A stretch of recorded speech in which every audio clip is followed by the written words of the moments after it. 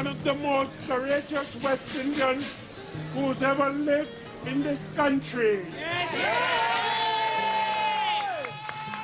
Second that, he came from a decent family in Trinidad, and he was not supposed to stand up against the British police and accuse them of corruption. He did that successfully.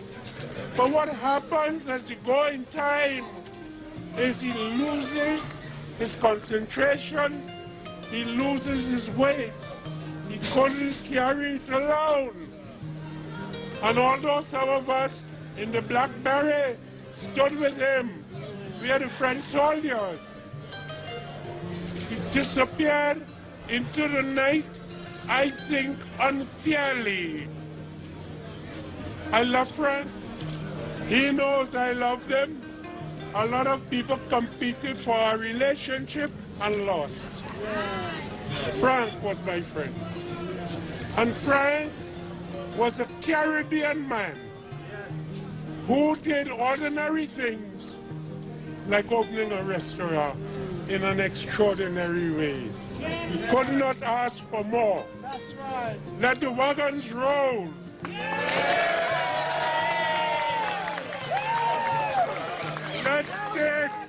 Let's take the Viking to Valhalla.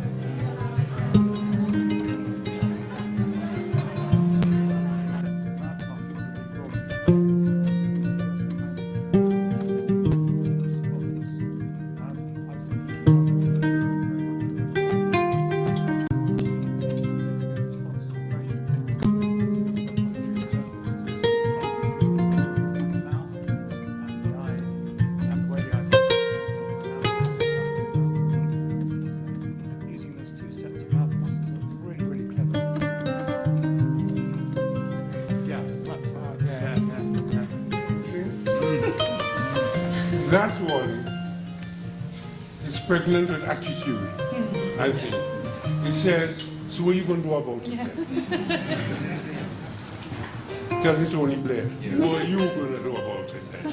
I don't like you, and when we watch you, see it. No, I'm not choosing it. No. But you just brought that out to me. May I make these little petty interventions? Of course you may. I mean, when I walked in here, that was the one that immediately discussed. The man says something.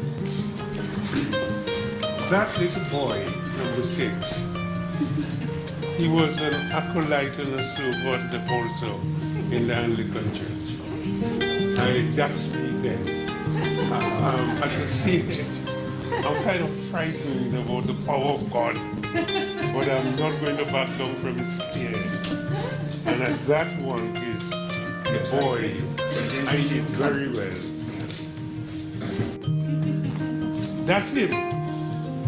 And what I find remarkable is somebody could see that behind this face that exists now. And whoever did it is not the one I may choose, but I'm trying to tell you that boy existed. Yes, I can see. And stubborn eyes. And then it happens to contrast.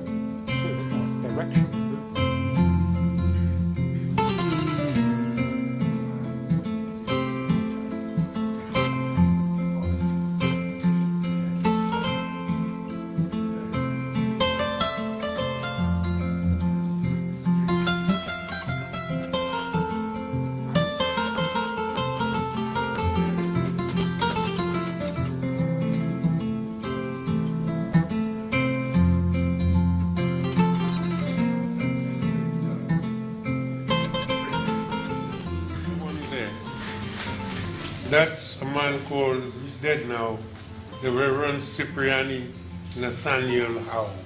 He had that poise. He was a headmaster, he was a vicar, and he didn't tremble or shake in the presence of anything at all. And I loved him. And much of what I am is him. I could see, what frightens me about that one is, how could she see my papa with such accuracy? You know, that stillness and that quiet view.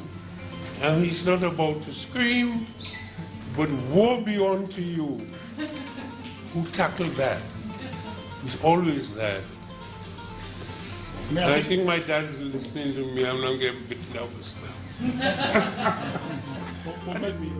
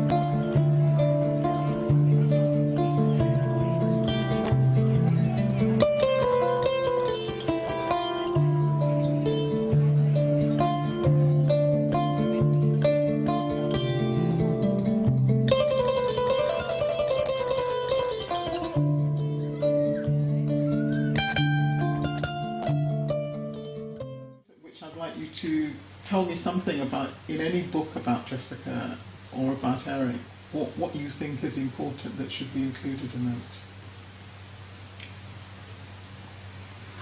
That when they came off the plane or the boat, they were activists. You could be an activist and not know it yourself. In fact, you're much more effective if you don't go around saying, I'm an activist. They came, they had political eyes, they had political airs, and they had a grasp of colonialism that I haven't heard from many West Indians who stayed there and became minister of this and minister of that. Clearly to me. I know that. And I would stand up and I would defend it too. Secondly, they were internationalists, because that was how should I put it? The fundamental blocks of Karl Marx and socialism in the Soviet Union. It was an international organization. But still, Jessica has a deep nationalist instincts, which she's not trying to destroy. So the neat balance between nationalism and internationalism, Jessica's got it. I don't know, I haven't talked to Eric that much about it. But Jessica is an internationalist, Mrs. Huntley. Comrade Huntley. And what would you say would be her legacy? Act but don't talk. She's never carrying any little long conversation with any fool. Act but don't speak. Not don't speak, talk. Talk and speak is different.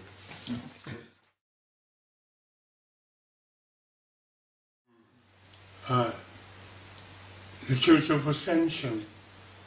And I used to carry the cross. I served at the altar.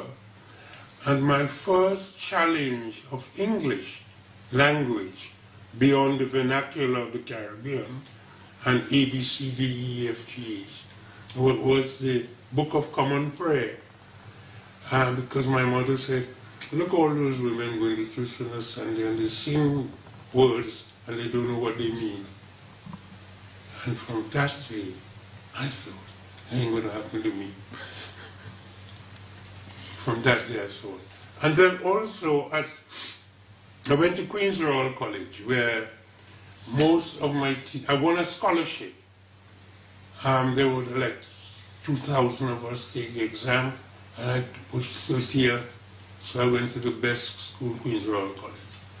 But I was told that was my mission since I was a boy in the rural areas. I mean, the only place got rural areas like Guyana, Jamaica.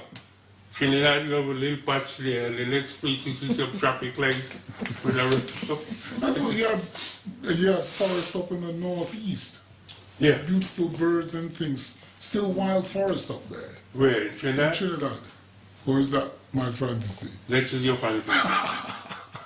The big roads through.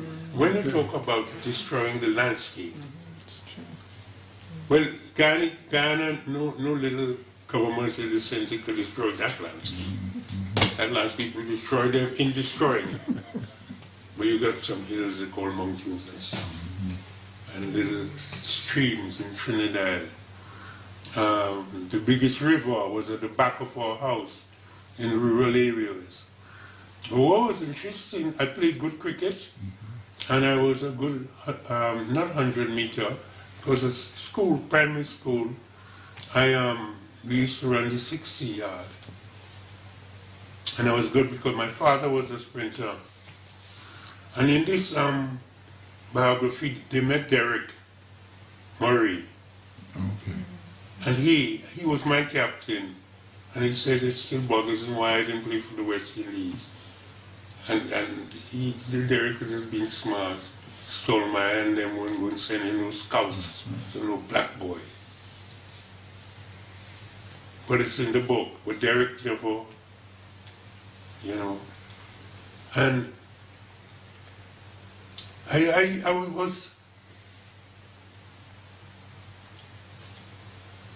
could fight. I don't know.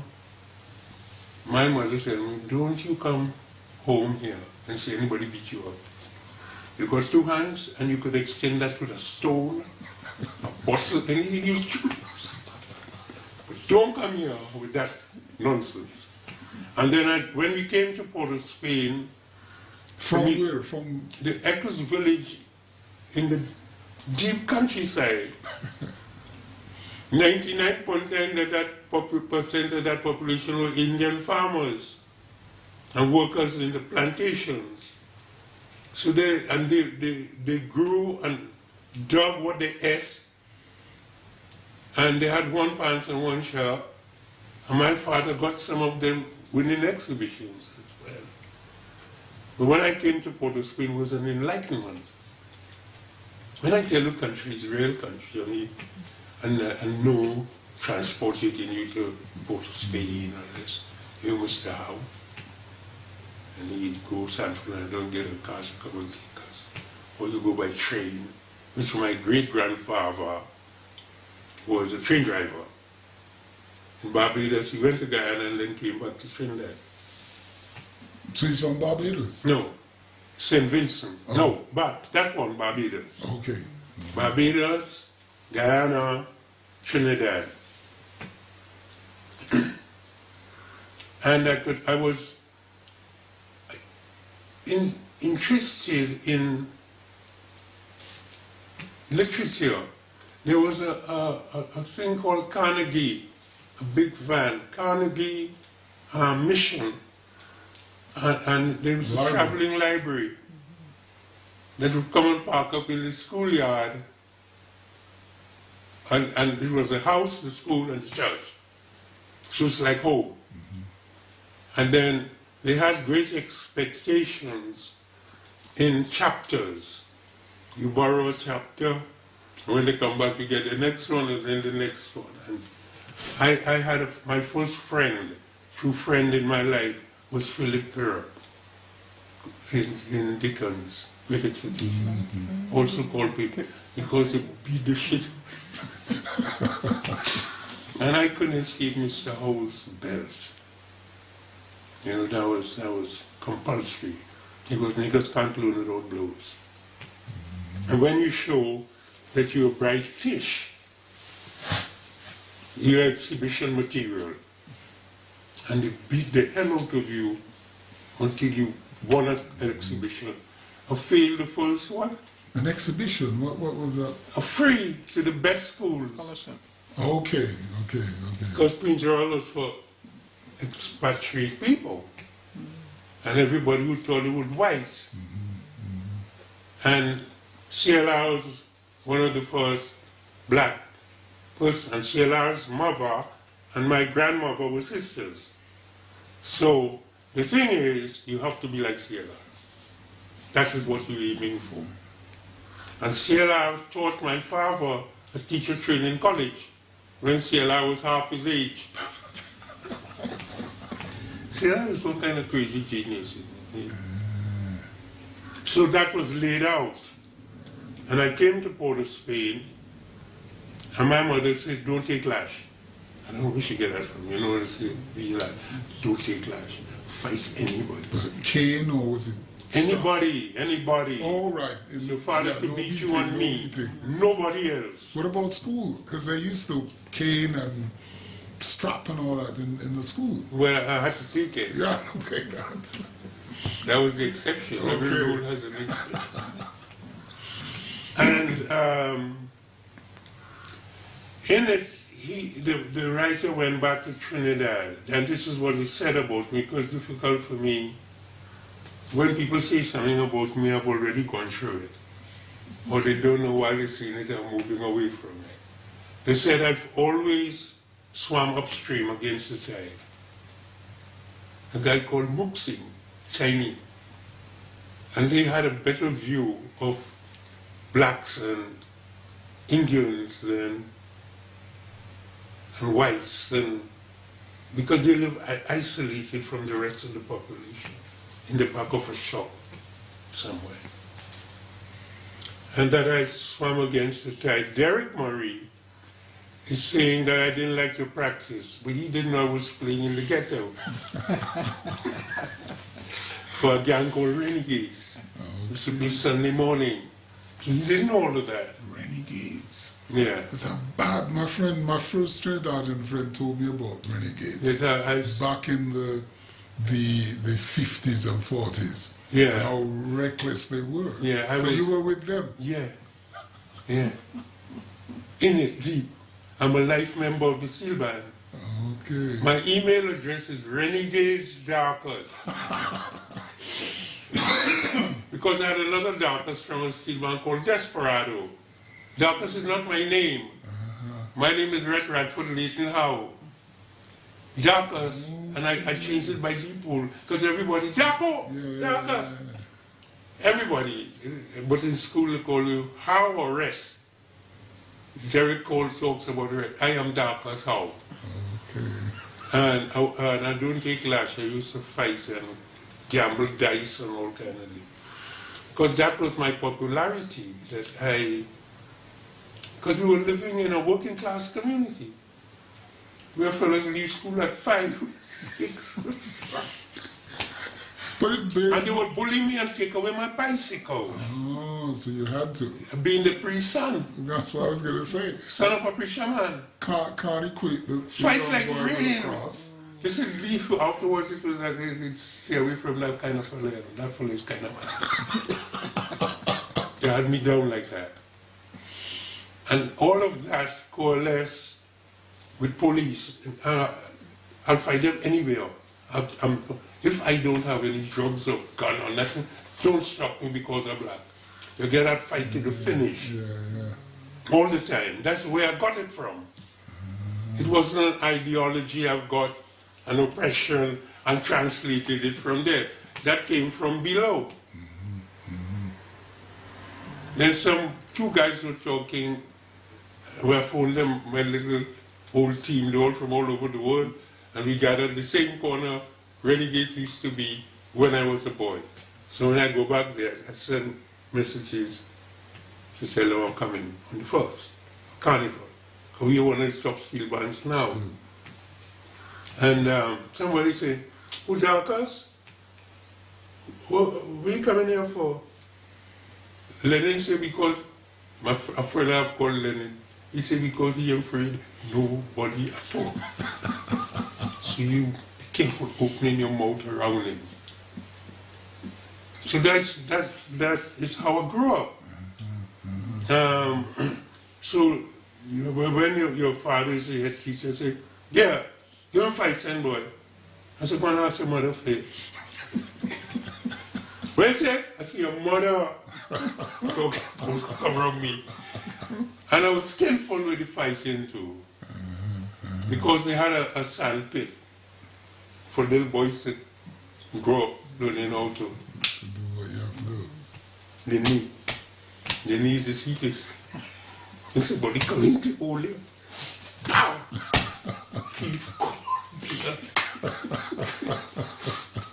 So I was a kind of little barge-on kind of fella.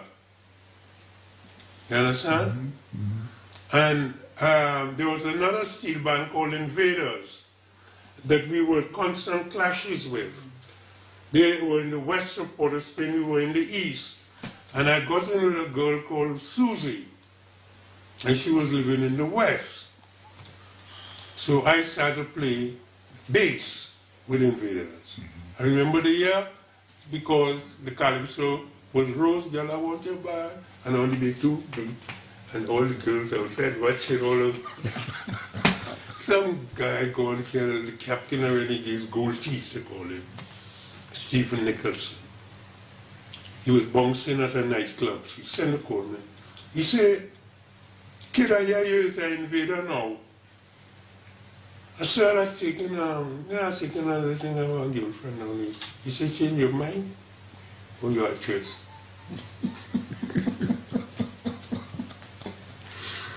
He said, "What are you saying?" I said, "I changed my mind." I said, "I changed my good. I want to say address just to defy him." But he wasn't nobody to defy. So I changed my address. He says, "Renegades leaving port at 8 o'clock on Carnival Tuesday. Be on board." I was so angry, Buck. No. No. So that when I came here, You came here to do law. yeah, Okay. I was already made a life member of Renegades. It's with all my papers that are sold to the University of Columbia to live next door to CLR's papers. So all of that, that's what I was. That's what I was. So you were still studying at this time when you were this barge-on? Yeah, I got a first grade with distinctions in French, Latin, Spanish, English language and English literature and won a house scholarship at QRC carrying on that crap I was doing. I was known to be exceptionally bright. And my father said, you're a very bright boy, you know. I said, that is bright, and I pointed the button. He said, that's what I mean, that's what I mean. And I was kind of embarrassed by it, or being looked upon as a softie. You understand? So I combined the two. I didn't like being told I was bright. Actually, the problem with that is that you're telling me I'm brighter than somebody else. I'm better. And that I never won. Because my father was an egalitarian. His father was a stevedore from St. Vincent. But he wasn't a snob. But he didn't want me to go back to being... Do that.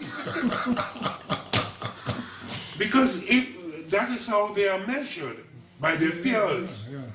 You have successful children.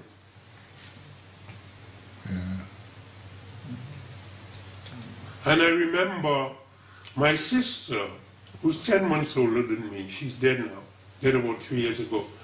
She won the year before me, won the exhibition, so we were like this.